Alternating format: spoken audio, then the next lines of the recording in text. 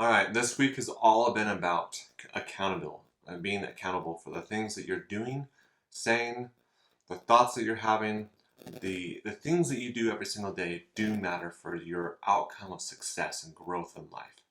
I know you know this. I know accountability and responsibility comes as kind of like almost a knife to you sometimes. I know it does to me because when we are being accountable the most, it means that someone is calling us out on our crap.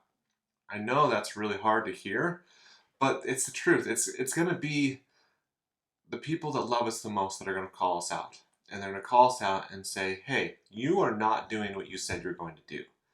And you sometimes have to learn the hard way. Now, here's an example. Early on in my career, I made a mistake, okay? And I lost my job because of it. I was in charge of planning events for the college that I was working for, okay? I was a communities relations guy. I set up an event. I said I was going to be there. I went and set it up, and I left early. I know it's a little thing, but I said that I was going to be there the entire time. I left early. I deserved to lose my job because I was not a man of my word. I was not filled with integrity as I did that. You need to be accountable for what you're doing. So let's talk a little bit about what that means. And accountability really does drive the success in your life, okay? So the first thing I want you to do is admit your faults. The second is reconcile your faults. And then the last thing is stand 100% responsible at all times, okay? If you do that, I guarantee you, you're going to be a lot happier with the things that you have in your life, okay? So admit your faults. What does that truly mean? There's a difference between admitting your faults to grow and admitting your faults to create self-pity in your life. Who's done that in your life? You sit there and you're like, yeah, I wasn't as good as I should have been, or I didn't do this thing, and I'm just not very good ever. Okay, that's called doomsday, and it's not true. It's just one thing that you did wrong. Fix it, and you can do that.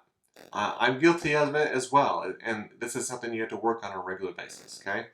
Your faults have taught you where you've been and where you should go. So learn from them, okay? Begin valuing everything you have done. Even the mistakes, even the failures, those are a blessing and a directing light for you to become the person that you truly want to. And this is all about you being accountable, okay? We talked about energy, we talked about productivity, and those things you have to be accountable. You have to, or you're not going to be successful in life. Now, reconcile your faults. Make a list of who you have ever hurt, okay? I know this list could get really long because you really don't even know if you've hurt some people. Write down the people that you know that you've hurt, okay? Request forgiveness as needed from these people. You are probably burdened and stressed by some of the relationships that you may have caused harm with.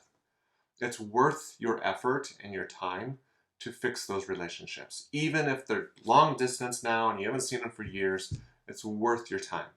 My dad was a great example of this, and there was like 20 years after an incident that he played basketball with this guy, and my dad was known to have a temper when he played basketball, and he got upset at this guy. I don't know what he said, but obviously my dad was kind of haunted by this for many, many years. 20 years later, or maybe even further than that, he wrote a letter and called this guy and said, hey, please forgive me for the way that I treated you. Most likely the guy didn't even remember what happened, but it's important for my dad to ask for that forgiveness. And it'll free you and allow you to move forward instead of holding on to the things that you've done in the past, okay? And then ask what you can learn from these new connections, okay? So ask these people, what are you doing with your life these days? Get to know them and then write down the things that you learned in regards to this. The last thing is being 100% responsible, okay? You are the only one that can determine the success you have in the future. You are the only one that can determine whether or not you stick to your routines, whether you eat right, or you exercise every day or twice a week or whatever you decide. You're the only one that can decide on these things. So plan things, plan your day, review your day, and then correct things immediately. As soon as you do something wrong, recognize it and then move on. because it's not worth holding on to those failures or those mistakes for a long period of time, because it's just going to cause harm for you. Okay? So begin today moving forward with 100% responsibility and accountability in your life. And when you do something wrong, it's not doomsday anymore. Okay? There's a thing that's called relative weight that we have on our minds of importance and duration. So RWID, or relative weight of importance and duration. What that means is that on my mental dashboard, I'm only going to allow negative beliefs or negative thoughts on my mind for a certain period of time. So let's say I have a bad thought. I'm like, okay, I failed at my phone calls today. Okay, I have 5 minutes to have pity for myself. And then I'm going to replace that with something really uplifting instead of spending 30 or 40 minutes on pity and self-doubt and limiting beliefs and saying, oh, I'm never going to be good at this or whatever it is. Change that. Move forward and you will have success. Okay? I know I'm being kind of hard on you in regards to being more accountable and being more responsible, but you will have so much more joy in your life if you stand accountable for things, especially with your family.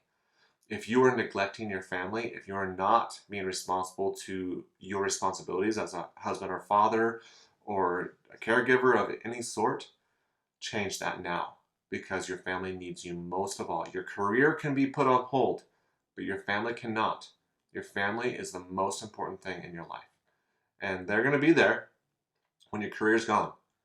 So we're going to talk about when you're retired. We're going to talk about if you develop these habits of responsibility and accountability, you will double your success.